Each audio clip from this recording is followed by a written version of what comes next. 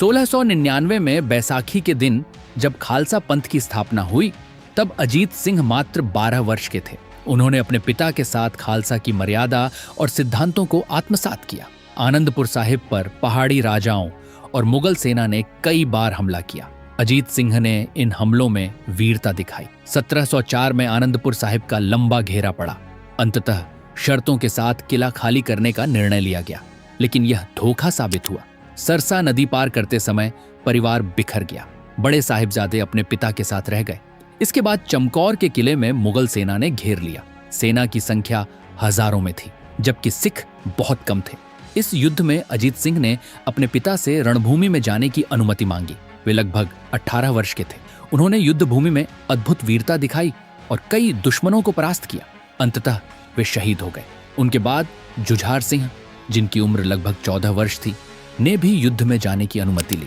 उन्होंने भी अपने बड़े भाई के पद चिन्हों पर चलते हुए वीरगति प्राप्त की। यह घटना सिख इतिहास में चमकौर के युद्ध के नाम से अमर है। साहिबजादा जोरावर सिंह का जन्म 17 नवंबर 1696 को आनंदपुर साहिब में हुआ था। वे गुरु गोबिंद सिंह और माता गुजरी के तीसरे पुत्र थे। उनके सबसे छोटे भाई साहिबजादा फतेह सिंह का जन्म 25 फरवरी 1699 को हुआ। दोनों छोटे साहिबजादे बचपन से ही अत्यंत तेजस्वी, गंभीर और धार्मिक संस्कारों से परिपूर्ण थे। उनकी शिक्षा केवल सामान्य बालकों जैसी नहीं थी, बल्कि उन्हें गुरबाणी कंठस्थ कराई जाती थी, इतिहास सुनाया जाता था और यह सिखाया जाता था कि सत्य और धर्म के लिए हर परिस्थिति में अडिग रहना है। 1704 में जब आनंदपुर साहिब का किला खाली किया गया और सरसा नदी पार करते समय अफरा तफरी मच गई, उसी दौरान छोटे साहिबजादे अपनी दादी माता गुजरी से बिछड़कर उनके साथ अलग हो गए। वे दोनों और माता गुजरी गंगू नामक एक पूर्व सेवक के घर पहुंचे। गंगू ने लालच में आकर उनकी सूचना सरहिंद के फौजदार को दे दी। उस समय सरहिंद का शासक था वजीर खान, जो मुगल प्रशासन के अधीन कार्य करता था। उन्हें गिरफ्तार कर ठंडे बुर्ज में कैद कर दिया गया। यह दिसंबर की कड़ाके की सर्दी का समय था और ठंडे बुर्ज में न तो पर्याप्त कपड़े थे और न ही कोई सुविधा।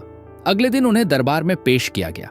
उनसे कहा गया कि यदि वे इस्लाम स्वीकार कर लें तो उन्हें राजसी जीवन, धन दौलत और ऊंचा पद दिया जाएगा। लेकिन मात्र 9 वर्ष के जोरावर सिंह और 6 वर्ष के फतेह सिंह ने दृढ़ स्वर में इनकार कर दिया। उन्होंने स्पष्ट कहा कि वे अपने धर्म से कभी नहीं हटेंगे। दरबारियों ने उन्हें समझाने की कोशिश की, डराया, धमकाया, यहां तक कि लालच भी दिया, लेकिन दोनों भाई अडिग रहे। उनकी निडरता देखकर दरबार में सन्नाटा छा गया।